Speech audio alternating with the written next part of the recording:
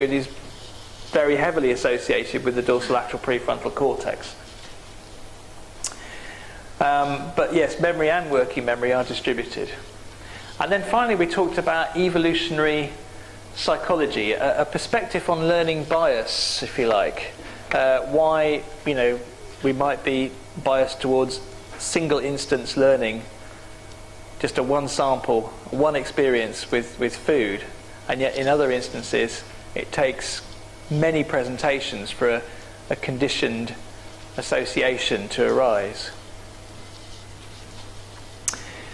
And I think this is going to, what I've done is I've left a little bit of time because I think this is going to have thrown up a few questions, but I also wanted to just go back to talk about those questions we had at the beginning.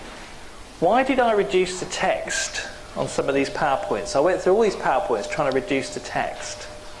So this is not in the test, but I think it's important anyway. So the reason I did that is because the brain uses very similar regions and circuits to process written text, in other words, for your reading, as well as to process my speech. Okay, both types of information have to be put into a phonological form, decoded. And in fact, we see regions here which are shared in terms of both of those types of processing. Now, we don't really want neural competition. We don't want to be taking up those neural resources with one type of task when you're supposed to be doing a task that needs the same resources. So, in other words, it makes it very difficult for you to be listening to me as well as reading. So it doesn't make sense to have a lot of text up there which you have to read. Very good article on this, Jared Horvath, in Mind Brain Education, the Neuroscience of PowerPoint. Strongly recommended article. Why did I test you on last week's work? Well, we don't really know why this works, but there's a very strong effect called the testing effect. And most educators think about testing as a form of assessment, but actually testing is a very good way to learn. Because you've rehearsed that information, you're more likely to remember it for the test. And that's something, as I say, which we're still trying to understand. Whether it's because it's improving the enhanced encoding of it, whether it's just because it's improving the representation of it and linking it to other ideas in your mind, we're not entirely sure. But the other thing you should do to make sure that you remember your lecture or remember your revision is to make sure you have some sleep, because during sleep processes occur in the brain, during slow wave sleep in particular, that are very important for memory consolidation.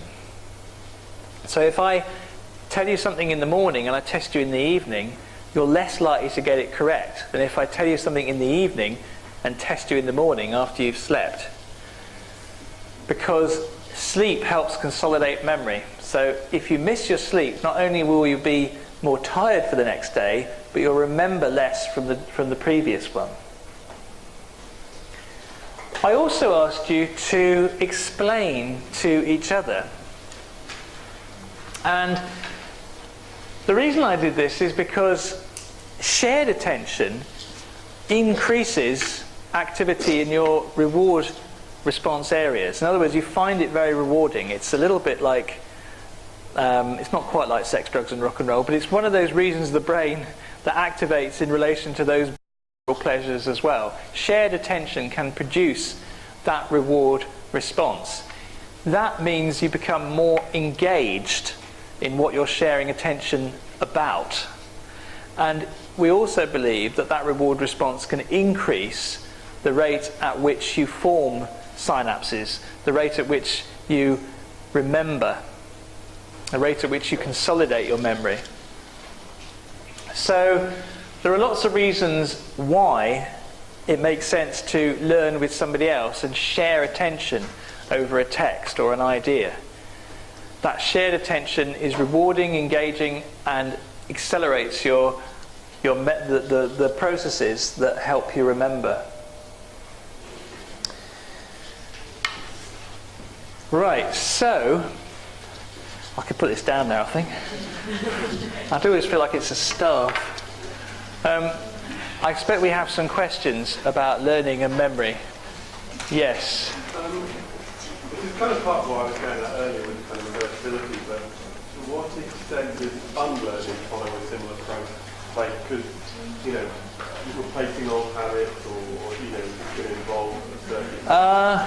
Okay, well, I didn't know very much about unlearning till I went to see Michael Anderson a few weeks ago, who's an expert in it at Cambridge. That's a damning testimony to his teaching.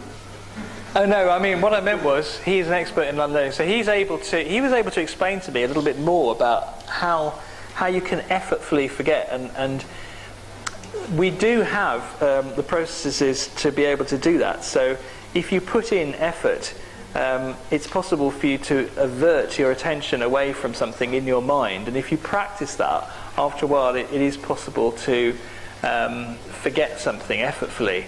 But when you're replacing an old concept with a new concept, such as in physics, where people come in with a naive understanding of how the world works, and then we try to teach them a more scientific viewpoint, they've found from looking at neuroimaging studies that the activity due to the old way of looking at things actually has to be inhibited.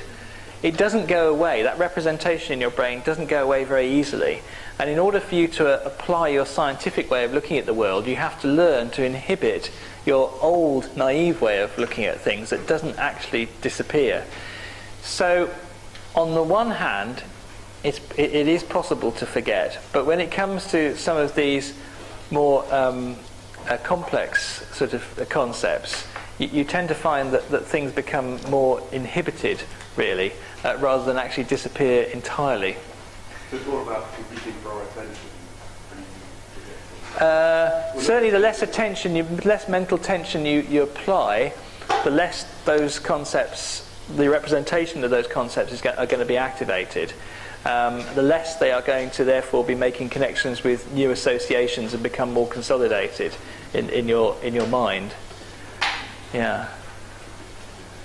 Yes. Practical question. Your last slides, which I found extremely interesting. They're not in the test? No. Do you have them available? Oh, well, they're on Blackboard. They will be on Blackboard. They are on Blackboard, yeah. Yes. Memory is byproduct of neural connection connectivity with each other, or something in memory.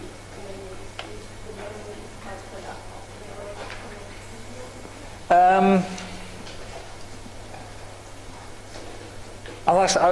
Okay, so I expect a lot of people are thinking, but isn't that just what he's been talking about? But actually, I think actually you've hit on an interesting point as to how we should think about this. Am I saying that memory is caused by the brain, or am I saying that as a result of these mental processes, these are the things that happen in the brain? So which comes first, the chicken or the egg?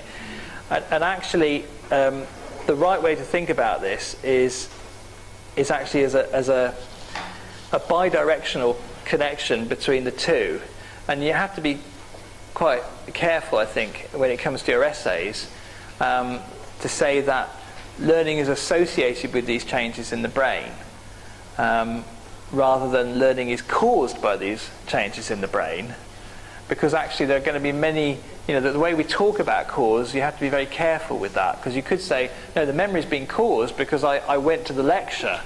That's what caused the memory, and that's simply been now represented in the brain. Or should I be saying, no, it's because of my brain that has actually, my brain has created this memory for me, so therefore, so you have to be very careful how you talk about it, and really we need to talk about the mind and the brain as occurring together, as distinct but inseparable, and that's quite difficult. but think about them as distinct, because we can't get the mind and the brain confused, because the mind is theoretical, memory is theoretical, we can't touch memory. The brain is real, it's concrete, we can touch it.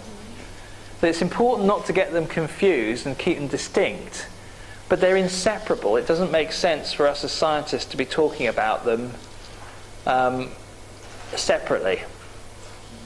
If we just talk about the mind, we're going to end up with all sorts of weird ideas like phonological loops, which don't really exist. If we just talk about the brain, then we're going to end up similarly confused and forget the meaning of what is actually going on, because the meaning relates very much to how we theorize in the psychology. So, has that answered your question? It's a difficult one, this, but we're talking about the mind-brain relationship, and we have to think about them as distinct but inseparable. Yes? So we talked about that there's a possibility that new dendrites are formed. Yes? And I was wondering... Well, new synapses, yes. Yeah. No, not new neurons. New dendrite. Okay, new synapses. Yeah. And then it's good the dendrite isn't part of the synapse, right? Or, Yeah, well, it's synapse on one side of the... Yeah, the dendrite's on one side of the synapse, yeah. the question was, is there any... can you quantify what is necessary to do it? Like, do I need to repeat 3 times, which is an old saying, or do I need specific timings, the occurrences? Well, no, you can't quantify in a simple way, and you get into a bit of trouble, I think, once you start. So there was one experiment where they showed that if you gave 10-minute breaks to the stimulation of a rat's synapse in a petri dish, that appeared to improve the long-term potentiation. So that was then picked up as being a significant amount of time for the duration of breaks that children took in maths lessons. It just doesn't translate that easily at all, because there is so much neural activity that's involved in learning a mathematical concept that you can't simply produce from the neuroscience rules about how the learning should take place most efficiently. But so that has to come from the behavioural data. And when you look at the behavioural data, then you find that actually it depends on the topic, it depends on the context, it depends on the individual, and there aren't any simple rules that you can give, unfortunately.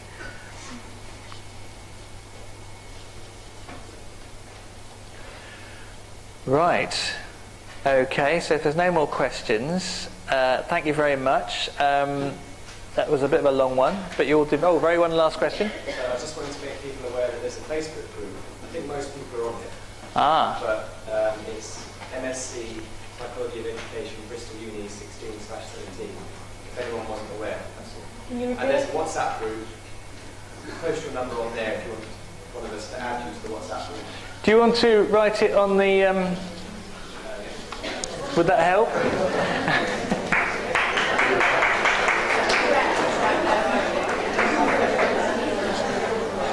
You just write it on there. Okay, thank you very much then. This should get posted on YouTube very, very soon.